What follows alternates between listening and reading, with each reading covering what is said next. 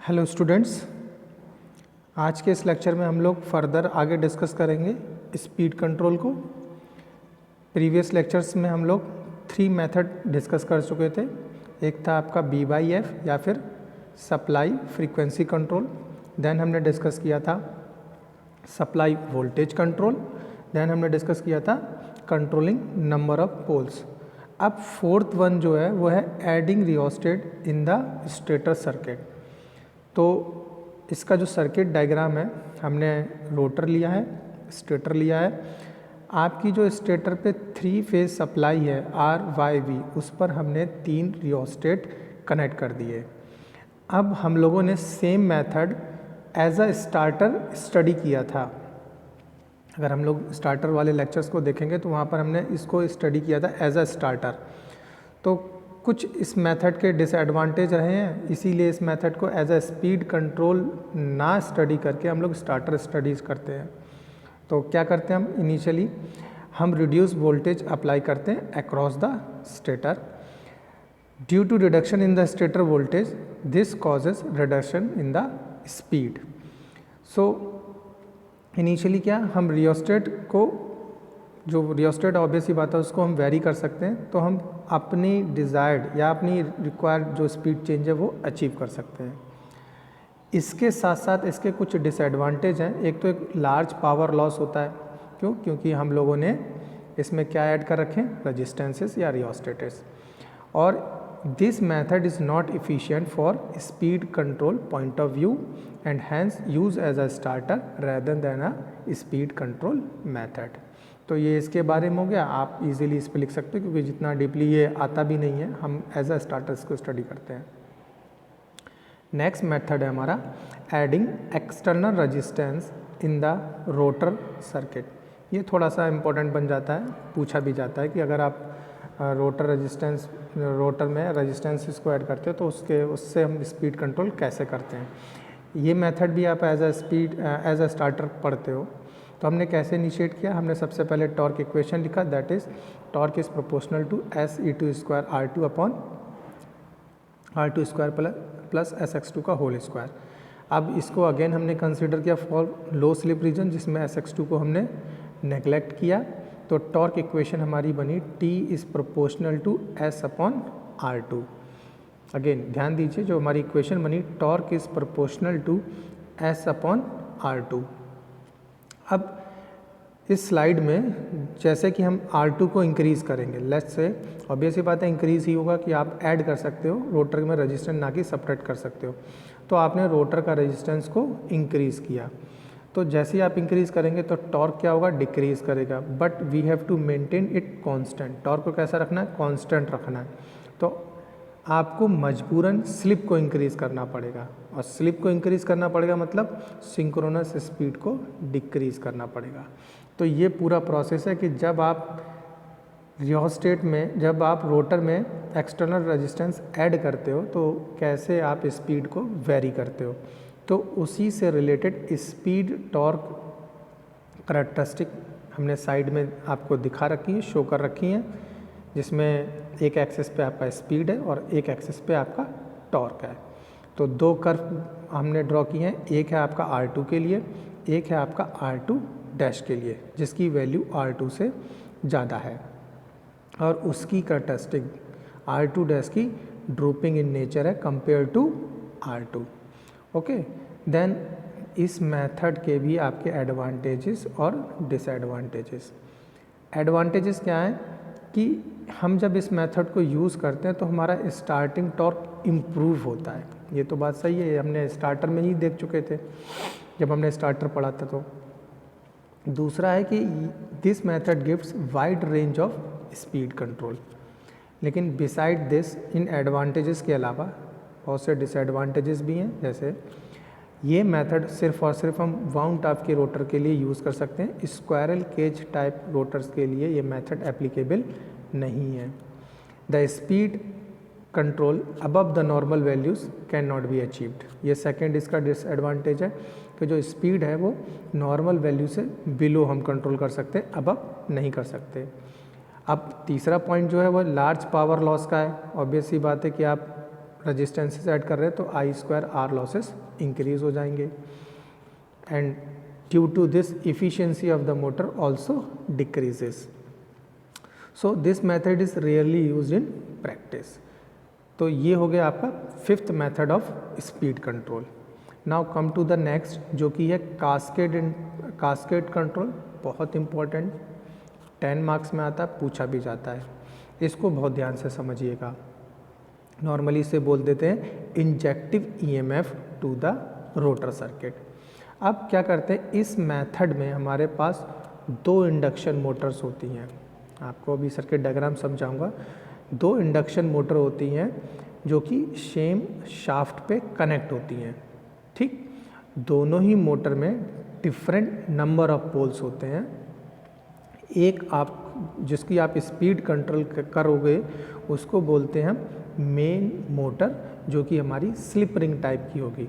जो main motor होगी उसका नेचर कैसा होगा, slip ring type. Second motor जो होगी उसको आप बोलोगे ऑक्सिलरी मोटर, और ये मे बी स्लिप रिंग और मे बी स्क्वायरल केज, दोनों में से कोई भी हो सकती है. अब आते हैं अब इसके सर्किट डायग्राम पे. तो सर्किट डायग्राम आपके सामने बना हुआ है. आपके पास 3 phase supply R Y B आपको गिवन है. आपने ये 3 फेज सप्लाई अपनी मेन मोटर को दी. सेम शाफ्ट पे, सेम शाफ्ट, ध्यान देखिए, सेम शाफ्ट जिस पर हमारी कनेक्ट है ऑक्सिलरी मोटर. और ऑक्सिलरी मोटर जो हमने इस मेथड के लिए एग्जांपल ले रहा हूँ, जो चूज़ किए वो अपनी स्लिप रिंग टाइम्स, जिसमें हमने रियोस्टेट लगा रखे हैं. अब क्या है इसमें, अब जो चीज़ें समझनी है वो हमने पॉइंट वाइज इस पे ले रखी. जिसमें पहला पॉइंट है stator of the main motor connected to the 3 phase supply. The supply of auxiliary motor is derived from the slip ring of the main motor. This is called cascading of motor. Cascading मतलब कोई 2 चीज़ों को series में लगाना, basic meaning जो होता है. तो आपने 3 फेज सप्लाई दी मेन मोटर को. मेन मोटर के स्लिप रिंग और ब्रशेस की हेल्प से ऑक्सिलरी मोटर को सप्लाई दी. ऑक्सिलरी मोटर के एंड पे आपने लगा रखे हैं रजिस्टेंसेस, सेम शाफ्ट पे सारी चीज़ें. अब नोट करके एक पॉइंट लिखा हुआ है, torque produce by both acts in the same direction called cumulative cascading. Torque produce by both act in the opposite direction called differential cascading. तो क्यूमुलेटिव कास्केडिंग कब बोलेंगे और डिफरेंशियल कास्केडिंग कब बोलेंगे, तो हम इसको रिलेट कर सकते हैं अपने डीसी जनरेटर से या डीसी मोटर से. डीसी जनरेटर, डीसी मोटर भी आपकी क्यूमुलेटिव और डिफरेंशियल टाइप की होती हैं. तो वहाँ आपको पता है जब दोनों फ्लक्स एक दूसरे को सपोर्ट करते हैं तो क्यूमुलेटिव हो जाता है, और जब एक दूसरे को अपोज करते हैं तो डिफरेंशियल होता है. अब इन्हीं दोनों को हमने रिलेट कर लिया अपनी इंडक्शन मोटर से. अगर दोनों टॉर्क मतलब मेन मोटर का टॉर्क और ऑक्सिलरी मोटर का टॉर्क दोनों एक दूसरे को सपोर्ट कर रहे हैं तो आप बोलेंगे क्यूमुलेटिव कास्केडिंग. दोनों एक दूसरे का अपोज कर रहे हैं तो आप बोलोगे डिफरेंशियली कास्केडिंग. अब ये चीज़ें कैसे हैपन होती हैं वो देखते हैं. तो डेरिवेशन स्टार्ट करते हैं. तो हमने कुछ चीज़ें एज्यूम कर ली. Let P A number of poles of main motor, P B number of poles of auxiliary motor. तो P A stand for number of poles main motor, P B stand for number of poles of auxiliary motor, और F is supply frequency.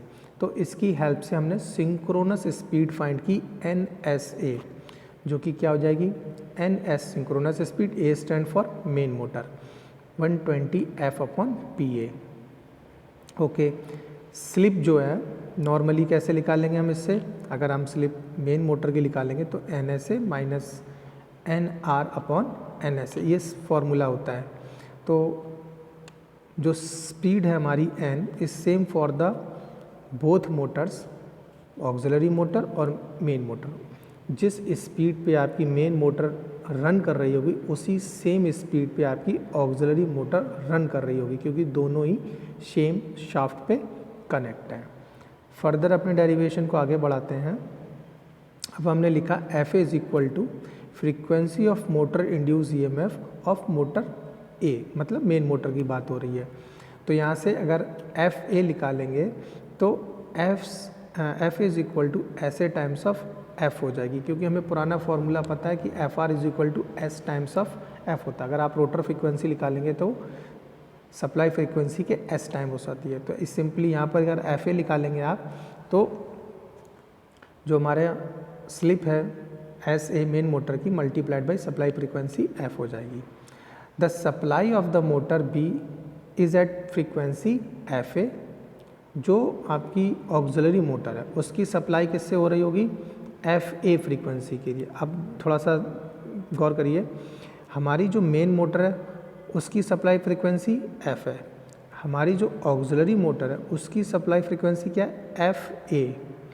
What it, क्योंकि हमने slip ring और brushes की help से auxiliary motor को supply दी है, तो उस केस में जो मेन मोटर है उसकी जो रोटर फ्रीक्वेंसी होगी दैट इज़ एफ ए, वो किसके लिए सप्लाई फ्रीक्वेंसी का काम करेगी, ऑक्सिलरी मोटर की। तो वही चीज़ मैंने इस पूरे बड़े से रेक्टेंगुलर बॉक्स में समझाई है। तो बड़े से रेक्टेंगुलर बॉक्स में जो अगर सिंक्रोनस स्पीड आप निकालेंगे ऑक्सिलरी मोटर की तो 120 F B upon P B होगा, बिल्कुल सही। एफ बी किसकी फ्रीक्वेंसी है, ऑक्सिलरी मोटर के लिए, और एफ बी किसके इक्वल है, एफ ए के इक्वल है, तो मैंने उसको रिप्लेस कर लिया। एफ ए किसके इक्वल निकाला था मैंने, S A times of F लिखा। आफ्टर दैट मैंने एस ए को रिप्लेस किया N S A minus N upon N S A से। अब हमने कंसिडर किया on no load the speed of the rotor B that is N is almost equal to its synchronous speed N S B. अब यहाँ एक assumption है कि आपकी जो ऑक्सिलरी मोटर है अगर वो नो लोड पे काम कर रही है, मतलब ऑब्वियस ही बात है अभी तो नो लोड पे ही काम कर रही है, तो उसका जो स्पीड है rotation N approximate equal to इसकी सिंक्रोनस स्पीड के एन एस बी के इक्वल होगी। तो वही चीज़ मैंने यहाँ लिख ली। अब मैंने इसको कैसे सॉल्व किया है, तो n is equal to 120 F upon P होता ना, तो N S A minus N upon N S A. अब ये चीज़ कहाँ से एग्जिस्ट की, जस्ट अब देखिए आप यहाँ पर लिखा था, तो मैंने वहाँ से एन एस बी को रिप्लेस कर लिया। देखिए एरो लॉक, देखिए एन एस बी को एन से रिप्लेस किया और उसके इक्वल जो था 120 ब्रैकेट में N S A minus N upon N S A और उधर F upon P B. Okay, equation वहाँ से ही पिक किया। इस इक्वेशन में 120 एफ अपॉन पी बी बाहर ले लिया और 1 minus N upon N S A एक तरफ कर लिया। अगेन फर्दर जो n is equal to 120 F upon P B था उसमें 1 माइनस एन अपॉन, अब एन एस ए जो था वो 120 एफ अपॉन पी ए था, उसकी वैल्यू पुट कर ली, सिंप्लीफाई कर लिया, तो सिंप्लीफाई करके ये वैल्यू हमको मिल गई।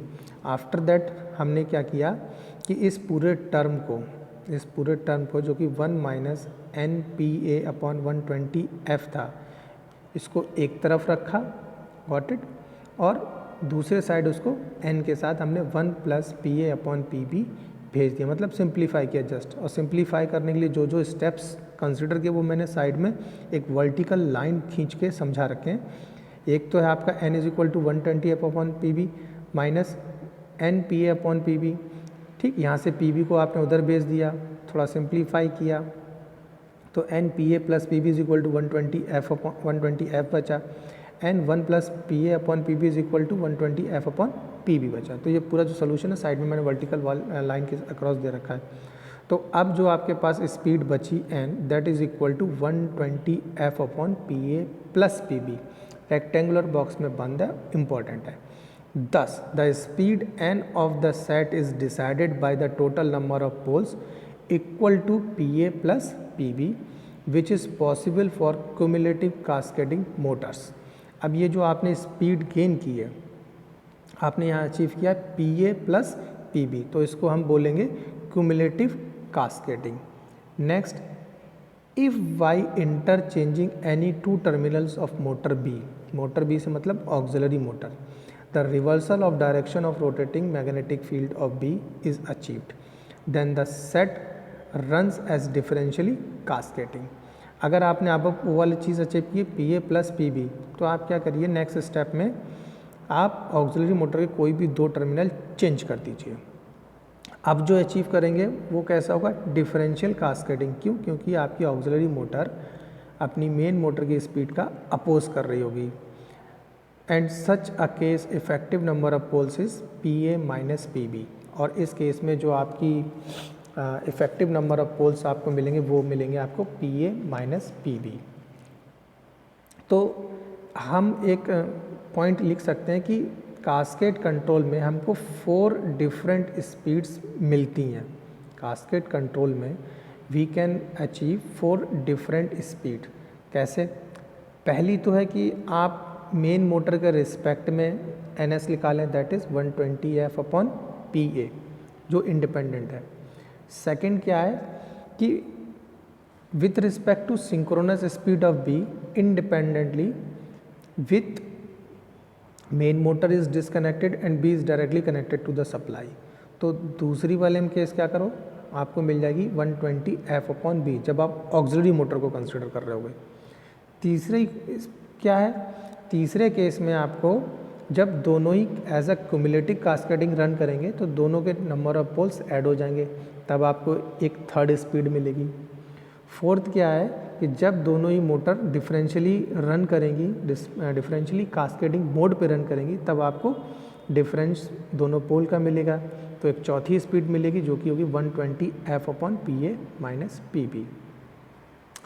अब कुछ नोट डाउन करके चीज़ें हैं हमारी, वो हम यहाँ देख लेते हैं।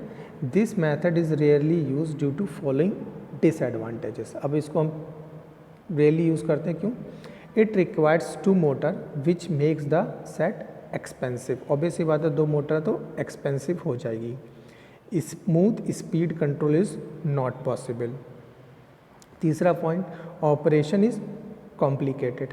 चौथा point, set can not be operate if PA equal to PB। आप इस मेथड को आप अगर दोनों मोटर के नंबर ऑफ पोल्स इक्वल कर लें तो आप ऑपरेट नहीं कर सकते। पांचवा point, the starting torque is not sufficient to start the set. कभी कभी आप ये प्रॉब्लम फेस करेंगे कि starting torque is not sufficient to start this motor, main motor auxiliary motor set. तो ये था आज के लेक्चर में, और लेक्चर के एंड में आपको पता है हम चीज़ें थोड़ा रिवाइज कर लेते हैं। तो आज के लेक्चर में हमने पढ़ा 4th method, adding rheostat in the stator circuit, ठीक, जिसमें हमने स्टेटर वाइंडिंग में 3 रियोस्टेट लगा दिए जिससे रिड्यूस वोल्टेज हो गई। रिड्यूस वोल्टेज के कारण स्पीड आपने डिक्रीज़ कर ली। लेकिन इस मेथड को हम रेयरली यूज़ करते हैं, मेनली यूज़ करते हैं एज अ स्टार्टर। फिर हमने पाँचवा मेथड ऑफ स्पीड कंट्रोल पढ़ा जिसमें था adding external resistance in the rotor circuit. तो इसके रिगार्डिंग स्पीड टॉर्क कैरेक्टरिस्टिक भी ड्रॉ कर ली, और हमने देखा कि जब आप रियोस्टेट यूज़ कर रोटर सर्किट में रेजिस्टेंसेस ऐड करते हो तो स्टार्टिंग टॉर्क इम्प्रूव होता है, लेकिन इसके साथ साथ हमारे लॉसेस बढ़ जाते हैं, एफिशिएंसी कम हो जाती है। तो इस मेथड को भी हम प्रैक्टिस रेयरली यूज़ करते हैं।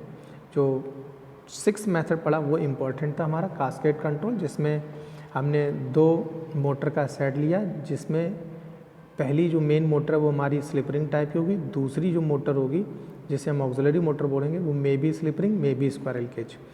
तो सर्किट डायग्राम समझने के लिए हमने 3 फेज सप्लाई अपनी मेन मोटर को दी, मेन मोटर की जो स्लिप रिंग और ब्रशेस है उससे हमने ऑक्सिलरी मोटर को सप्लाई दी। अब इसी जो हमने किया है इसी को बोलते हैं हम कास्केडिंग। जब हम 2 चीज़ें सीरीज़ में लगा देते हैं तो कास्केडिंग हमारी 2 टाइप में पॉसिबल है, क्यूमुलेटिव और डिफरेंशियल। फिर हमने एक डेरिवेशन स्टडी किया जिसके कंक्लूजन में हमने ये निकाला कि जो हमारी स्पीड है वो n is equal to 120F/PA plus PB है। तो जब PA प्लस PB आ रहा है तो cumulative, PA minus PB achieve हो रहा है तो डिफरेंशियल। तो इस मेथड से हमने 4 स्पीड्स हमारे पास पॉसिबल हैं। एक है आपकी NS 120F/P, दूसरी जब आप ऑक्सिलरी मोटर कंसिडर करेंगे NS is equal to 120F/PB, तीसरी है जब क्यूमुलेटिव कास्केडिंग होगी, और चौथी जब है जब डिफरेंशियल कास्केडिंग होगी। तो इससे रिलेटेड कुछ डिसएडवांटेज हो गए हमारे कि एक्सपेंसिव हो जाता है, smooth speed control not possible है, ऑपरेशन कॉम्प्लिकेटेड है, और इस मेथड को हम अगर इक्वल नंबर ऑफ पोल्स हैं दोनों मोटर के तो हम यूज़ नहीं कर सकते हैं, और स्टार्टिंग टॉर्क सफिशिएंट नहीं है टू स्टार्ट द सेट। तो आज के लेक्चर में स्टूडेंट्स इतना ही। नेक्स्ट लेक्चर में हम फर्दर आगे आपके जो बचे हुए 2 मेथड हैं, सर्वियस और क्रैमर सिस्टम, इसको डिस्कस करेंगे। Thank you.